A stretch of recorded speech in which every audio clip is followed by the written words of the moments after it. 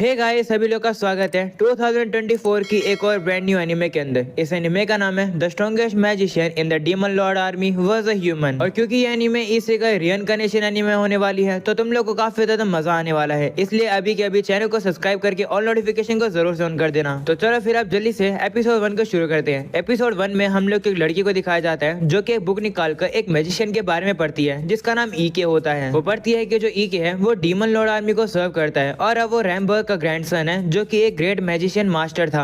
इसके बाद अब हम लोग को वॉर का सीन दिखाया जाता है जहाँ पर जो डीमंस होते हैं वो इंसानों के कैसल के ऊपर हमला कर रहे होते हैं और अब वो काफी जल्द गेट के कैसल को भी तोड़ देते हैं। ये देख करिके जो कि उन सभी लोग को लीड करा था वो कहता है कि ये तो कुछ ज्यादा फास्ट हो गया। तो एक का साथ ही कहता है कि ऐसा इसलिए हुआ है क्योंकि मैंने उन सभी और को बैटरिंग रैम दे दिया था, क्योंकि ऐसा करने के लिए आपने मुझे ऑर्डर दिया था। इसके बाद हम लोग को टाउन का सीन दिखाया जाता है जहाँ पर डीमंस सब बंदे घुस के इंसानों को मारने लगते हैं। ये सब कुछ एक कमांडर खड़ा होकर देख रहा होता है। तभी ई के अब उसके पास पहुंच जाता है। वो बंदा भी ईके को देखकर समझ जाता है कि ये डीमन लॉर्ड आर्मी का कमांडर है। ईके अब उसे कहने लगता है कि मैं डीमन लॉर्ड आर्मी का 7th कॉर्प्स अनडाइंग ब्रिगेड का कमांडर हूँ। तुम्हारे पास 3 ऑप्शन बचे हैं। पहला ऑप्शन सरेंडर कर दो और अपनी टेरिटरी को हमारे हवाले कर दो। दूसरा ऑप्शन खुद को ही मार लो, या फिर तीसरा ऑप्शन भाग जाओ, मैं तुम्हें भागता हुआ देखूंगा और एंजॉय करूंगा। ये सुनकर बंदा कहते हैं कि तुम एक डीमन होकर मुझे इतना ज्यादा रहम दिखा रहे हो, पर मैं किसी भी ऑप्शन को नहीं चुनता हूँ। ऐसा बोलने के बाद वो सीधा ईके के ऊपर हमला ही कर देता है। पर तभी ईके भी अपनी पावर्स को यूज करके कहता है कि मुझे लगा था कि तुम यही करोगे। ऐसा बोलने के बाद अब उस बंदे के ऊपर हमला करके उसे पूरी तरीके से खत्म कर देता है।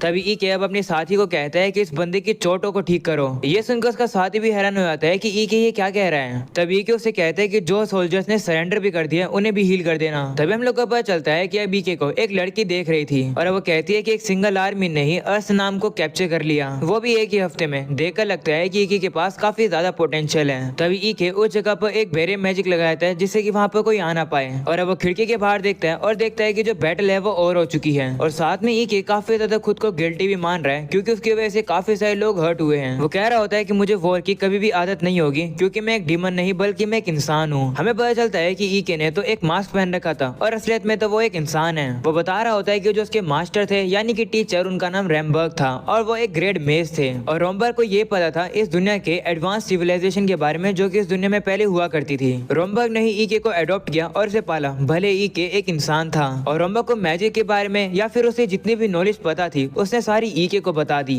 और मरते समय पर रोमबर्ग ने ईके से कहा था कि किसी को भी ये मत बताना कि इस दुनिया में पहले हाई सिविलाइजेशन हुआ करती थी, क्योंकि अगर ये बात ईके बता देगा तो काफी बड़ा डिजास्टर आ जाएगा। साथ में उसने ईके से ये भी कहा था कि तुम अपना रोब और मास्क कभी भी किसी के सामने मत उतारना और कभी भी किसी को नहीं पता चलना चाहिए कि वो एक इंसान है, नहीं तो डीमन लॉर्ड उसे कभी माफ नहीं करेगा। सीनियर प्रेजेंट का आता है जहाँ पर ईके कह रहा होता है कि यहाँ पर बैरियर लगा है और मेरी परमिशन के बिना कोई भी यहाँ नहीं आ सकता है, पर ये मेरे पैरों के पास ये लड़की क्या कर रही है। वो अब काफी घबरा जाता है और अब उसे कहते हैं कि तुम यहाँ पर कितनी देर से हो, जिस पर वो लड़की कहती है कि बहुत देर से, पर मुझे माफ कर दो, मैंने कुछ भी नहीं देखा है, मैं किसी को भी नहीं बताऊंगी, इसलिए प्लीज मुझे मत मारो। तभी अचानक से अब उसका सर ऊपर टेबल पर लगता है और वो बेहोश हो जाती है। ये देखकर अभी के सोचने लगता है कि मैंने अपनी आइडेंटिटी को 20 सालों से छुपा कर रखा हुआ था, पर इस लड़की को मेरी आइडेंटिटी के बारे में पता चल गया। तभी अभी के साथी उसे बुलाता है और बताता है कि हम लोगों ने कैसल को कब्जे में कर लिया है। वो उसे कह रहा होता है कि आपको नहीं लगता कि आप कुछ ज्यादा इंसानों को जिंदा छोड़ रहे हो। तो ये कहता है कि चिंता मत करो, जो नया डीमन लॉर्ड है वो पिछले डीमन लॉर्ड की तरह नहीं है, उससे सिर्फ रिजल्ट चाहिए। ये सुनकर उसका साथी कहता है कि जो अदर लीडर्स हैं वो कह रहे हैं कि हम लोग सभी लोगों को मार दे और उनके टाउन्स को जला दे, जिस पर ईके कहते हैं कि अगर हम लोग सारे लोगों को मार देंगे तो टैक्स कौन पे करेगा, और अगर टाउन में कोई रहेगा ही नहीं तो ट्रेडिंग कौन करेगा, इससे हमारे नुकसान होगा। तभी अचानक से वहाँ पर काफी सारे इंसान आ जाते हैं जो कि अब ईके से बात करने के लिए कुछ कह रहे होते हैं। पर तभी ईके का साथी बीच में आ जाता है और वो सभी इंसानों से कहता है कि ईके से तुम बात नहीं कर सकते हो। पर तभी ईके सभी इंसानों से कहते हैं कि तुम बोलो। ये सुनकर अब एक बंदा कहता है कि हम लोग को डीमन लॉर्ड आर्मी को कितना टैक्स पे करना होगा। तो ईके कहते हैं कि जितना तुम पिछले डीमन लॉर्ड को पे करते थे तुम्हें उतना ही सेम अमाउंट पे करना है। ये सुनकर सभी लोग काफी खुश हो जाते हैं। पर तभी ईके उन लोगों से कहता है कि लेकिन जो भी डीमन लॉर्ड की आर्मी को रेजिस्ट करेगा, चाहे वो कोई भी हो, उसे पनिश किया जाएगा। ये सुनने के बाद वो सभी लोग भी अब डर जाते हैं। तभी अचानक से ईके वहाँ से कहीं और टेलीपोर्ट हो जाता है, जो देखकर सभी अब काफी हैरान हो जाते हैं। अगले सीन में अब हम लोग को ईके को दिखाया जाता है और अब वो जहाँ पर टेलीपोर्ट होता है उसके पीछे एक काफी बड़ा गोलम होता है जो कि अब उसके ऊपर हमला करना शुरू कर देता है। वहीं पर अब ईके भी अब उसके सारे अटैक्स को डॉज कर रहा होता है और अब वो चिल्लाकर कहते हैं, कमांडर तुमने प्रॉमिस किया था कि तुम मुझे अचानक से वापस से कभी भी समन नहीं करोगी। हम लोग को पता चलता है कि पहले जो हम लोग को वो लड़की दिखाई जाती है वही ये कमांडर है जिसके बारे में ईके बात कर रहा है। तभी ईके अब अपनी पावर्स को यूज करके अब उस गोलम को काफी आराम से हरा देता है।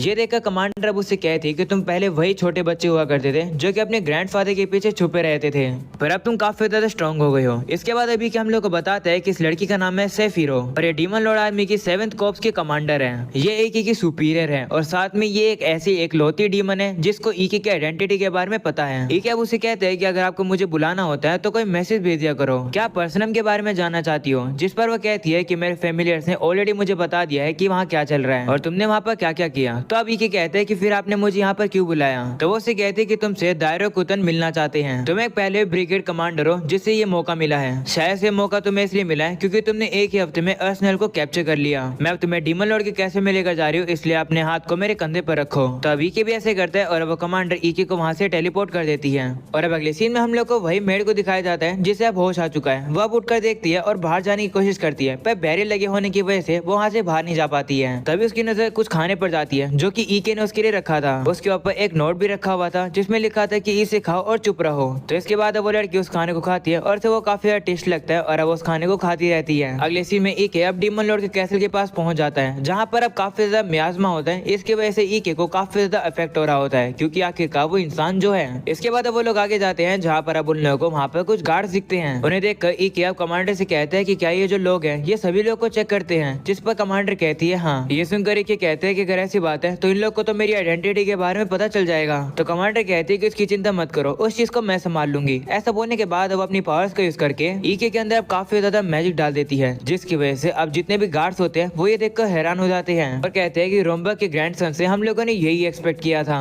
गार्ड ये भी कह रहे होते हैं कि सभी डीमन रोम्बा को जानते हैं। ये सुनकर भी हैरान होते हैं और वो अपने मन में कहता है कि मेरे दादाजी के मरने के बाद भी वो इतने ज्यादा फेमस हैं। इसके बाद वो लोग सीधा डीमन लॉर्ड के कैसल में पहुंच जाते हैं। इस जगह का नाम है डोबर्ग और ये काफी ज्यादा बड़ी है। ईके बताते हैं कि इस कैसल को इस तरीके से बनाया गया है जिससे कि डीमन लॉर्ड की ताकत और मैजिकल माइट के बारे में पता चल सके और हॉल में भी काफी ज्यादा बड़े हैं। ईके चलते चलते ही थक जाता है। वहीं पर वो कमांडर को देखते हैं जो कि फ्लोट कर रही होती है। वो देख कर ईके सोच रहा होता है कि जो कमांडर मैजिक का यूज कर रही है उसका नाम है फ्लाइट और मैं भी उसे यूज कर सकता हूँ, पर मैं कमांडर के तरीके से उसे अच्छे से यूज नहीं कर सकता हूँ। फ्लाइट का यूज करके बस मैं ज्यादा से ज्यादा एक ऊंची छलांग लगा सकता हूँ और कुछ मैं नहीं कर सकता हूँ। इसके बाद वो लोग डीमन लॉर्ड के रूम के पास पहुंच जाते हैं जहाँ पर कमांडर ईके को बाहर रुकने के लिए कहती है और कहती है कि सबसे पहले जाकर मैं डीमन लॉर्ड से बात करती हूँ। ऐसा बोलने के बाद वो अंदर चली जाती है। वहीं पर अभी के मन में सोच रहा होता है कि जो करंट डीमन लॉर्ड है उसका नाम है दायरो कुतन और उसने इंसानों के खिलाफ वॉर शुरू कर दी है। डीमन लॉर्ड काफी स्ट्रॉन्गेस्ट पर्सन होते हैं और मैंने तो सुना है कि वो जो अभी का डीमन लॉर्ड है वो काफी ज्यादा क्रूअल और कोल्ड है और उसे जो वर्दी नहीं लगेगा चाहे वो दोस्त या फिर दुश्मन हो वो डीमन लॉर्ड से मार देगा। पर अगर कोई भी पर्सन डीमन लॉर्ड को कीमती लगता है और भले उस पर्सन के अंदर मैजिक की कमी हो या फिर फिजिकल स्ट्रेंथ की कमी हो फिर भी डीमन लॉर्ड उस पर्सन को अच्छे से यूज करता है। वो पर्सन को जज करता है उनकी एबिलिटीज के तौर पर। अब तक जो डीमंस थे वो एक दूसरे से लड़ते रहते थे क्योंकि उन लोग को एक साथ काम करना पसंद नहीं था, पर दायरो कुतन ने इन सब चीजों को बदल दिया और डीमंस को एक साथ वॉर पे लगा दिया और मैं भी पहली बार ही किसी डीमन लॉर्ड से मिल रहा हूँ। इसके बाद अब वहाँ पर कमांडर आ जाती है और वो ईके से कहती है कि तुम अंदर आ सकते हो। ईके अब जैसे अंदर आता है दायरो कुतन अब उसका वेलकम करती है। ईके अब ये देखकर हैरान हो जाता है कि जो ये डीमन लॉर्ड है वो तो एक लड़की है। वहीं दायरो कुतन अब ईके से कह रही होती है कि तुमने एक ही हफ्ते में अर्सेनल को कैप्चर कर लिया, तुम काफी कमाल के हो। जिस पर ईके कहता है कि मैं तो बस वही किया जो कि मुझे ऑर्डर दिया गया था, सारा क्रेडिट मेरे कमांडर को मिलना चाहिए। ये सुनकर डीमन लॉर्ड से कहती है कि तुम तो काफी ज्यादा दयालु हो, तुम बिल्कुल इंसान की तरह लग रहे हो। ये सुनकर ईके मन में कहता है कि कहीं मैं फंस ना जाऊं, मेरी ह्यूमैनिटी आगे आ गई। तब वो कमांडर डीमन लॉर्ड से कहती है कि ये ईके है, रोम्बक का ग्रैंडसन। रोम्बक को गार्डियन ऑफ हेल भी कहा जाता था। ये सुनकर डीमन लॉर्ड कहती है ओह तो ये रोम्बक का ग्रैंडसन है। अब समझ आ रहा है इसकी ह्यूमैनिटी के बारे में। ये गहरे विचारों का आदमी लगता है, इसलिए तो इसने लोगों को नहीं मारा और लीडर्स को नहीं मारा और फिर भी इसने अर्सेनल को कैप्चर कर लिया, वो बिना किसी लोगों को मारे। ये सुनकर ईके सोच रहा होता है कि कहीं मैं फंस ना जाऊं, मुझे अपने साथी की बात शायद मान लेनी चाहिए थी और डीमन की तरह एक्ट करना चाहिए था और लोगों को पब्लिकली मारना चाहिए था, पर मैं एक इंसान हूँ, मैं ऐसा नहीं कर सकता हूँ। ईके अब डीमन लॉर्ड से कहते हैं कि अगर हम लोग इंसानों के बीच में डर पैदा करेंगे तो वो हम लोग को ओबे नहीं करेंगे। पास्ट में भी ऐसा हो रखा है, आपको पता ही होगा, जहाँ के लीडर्स को डीमंस के द्वारा मार दिया गया था। अगर हम लोग उन टाउन्स की प्रोडक्टिविटी को कंपेयर करें उस टाउन से जहाँ पर लीडर्स को छोड़ दिया गया था तो ऐसे क्लियरली पता चलता है कि हमारी आर्मी के लिए कौन सा ऑप्शन बेहतर है। जहाँ लीडर थे वहाँ पर प्रोडक्टिविटी ज्यादा थी। ये सुनकर डीमन लॉर्ड कहती है कि क्या ये रोम्बक का ओपिनियन था? तो ईके कहते हैं हाँ। इसके बाद अभी क्या अपने मन में कह रहा होता है कि मैंने डीमन लॉर्ड से सिर्फ कुछ ही मिनट्स बात करी है, पर मुझे एक चीज के बारे में पता चल गया है कि इस डीमन लॉर्ड को एंशिएंट सिविलाइजेशन के बारे में पता है, बिल्कुल रोम्बक की तरह ही, और उसी नॉलेज का वो यूज कर रही है डीमन लॉर्ड की आर्मी को रेवोनलाइज करने के लिए। तभी डीमन लॉर्ड अब टेलीपोर्ट होकर सीधा उसके पास में आ जाती है और कहती है कि तुम बाकी डीमन से बिल्कुल अलग हो, अगली बार मैं जब तुमसे मिलूंगी तो अपना मास्क हटा लेना क्योंकि मैं तुम्हारा असली चेहरा देखना चाहती हूँ। ऐसा बोलकर अब वो वहाँ से चली जाती है। ये ये कहते हुए कि मैं तुम्हारा और रिजल्ट देखना चाहती हूँ। वहीं अब डीमन लॉर्ड के जाने के बाद अभी के काफी ज्यादा रिलीफ फील करता है और अपना मास्क उतारता है। ये देखकर कमांडर कहती है कि तुम इतना ज्यादा नर्वस हो गए थे, जिस पर वो कहते हैं और अब उसे कहता है कि डीमन लॉर्ड को ये पता है कि ये एक मास्क था। तो कमांडर उसे कहती है कि तुम्हें इस बात की खुशी नहीं मनानी चाहिए कि डीमन लॉर्ड ने रियलाइज नहीं करा कि तुम एक इंसान हो। वैसे डीमन लॉर्ड ने तुम्हें एक रिवॉर्ड दिया है, मेरे ओपिनियन में तो वो रिवॉर्ड एक पनिशमेंट की तरह लगता है। अगले सीन में इके वापस उसी जगह पर आता है और देखते है कि उस लड़की ने तो वो खाना खा लिया है। वो लड़की अब वहाँ पर सो रही होती है, तभी इके अब जाकर उसे उठा देता है। वो लड़की भी अब इके को देखकर डर जाती है और कहती है कि मुझे माफ कर दो, मैंने तुम्हारा चेहरा नहीं देखा, इसलिए प्लीज मुझे मत मारो, मैं तुम्हारे बारे में किसी को नहीं बताऊंगी। तो इके कहते हैं ठीक है, मैं तुम्हें मारूंगा नहीं, वैसे तुम्हारा नाम क्या है? तो वो कहते हैं कि मेरा नाम 13 है। ये सुनकर इके कहते हैं कि तुम्हारा नाम तो कुछ ज्यादा ही अजीब है। तो वो कहते हैं कि स्लेव्स को नंबर से ही रेफर किया जाता है, मेरी मॉम मुझे सैटी बुलाती थी। ये सुनकर इके अब उसे कहता है कि मैं तुम्हें वैसे नहीं जाने दे सकता हूँ क्योंकि तुम्हें पता है कि मैं इंसान हूँ। ये सुनकर सैटी डर जाती है और कहती है कि चिंता मत करो, मैं तुम्हारी आइडेंटिटी के बारे में किसी को नहीं बताऊंगी। तो इके कहता है ठीक है, पर बदले में आज से तुम मेरी स्लेव हो और तुम मना नहीं कर सकती हो, अगर तुम्हें पसंद नहीं है तो।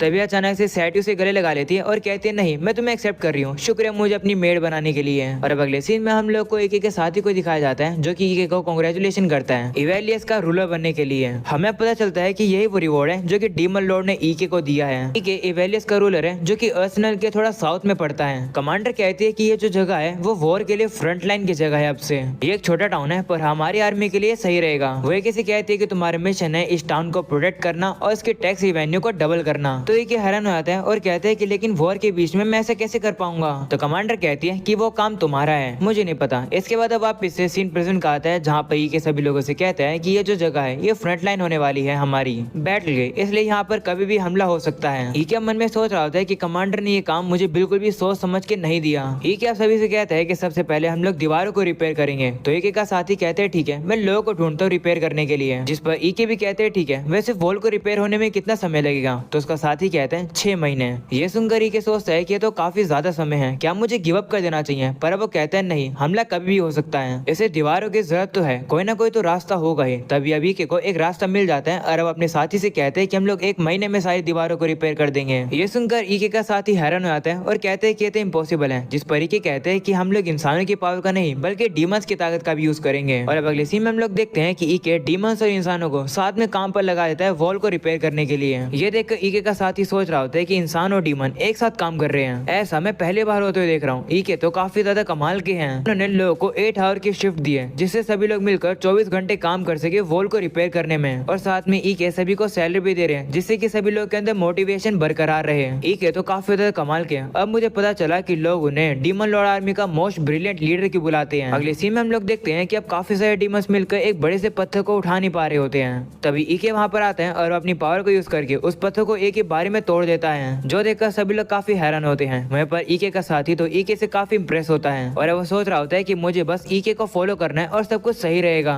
और मैं श्योर हूँ कि इके एक दिन अगले डीमन लॉर्ड जरूर बनेंगे। और अब यहीं पर हो जाता है ये एपिसोड खत्म। पसंद आया हो तो लाइक कर देना, चैनल पर अगर न्यू हो और इसके आगे की भी एपिसोड देखने हैं तो जल्दी चैनल को सब्सक्राइब करके ऑल नोटिफिकेशन जरूर से ऑन कर देना। आज के लिए इतना ही, मिलते हैं अगले एपिसोड के अंदर, तब तक के लिए बाय बाय।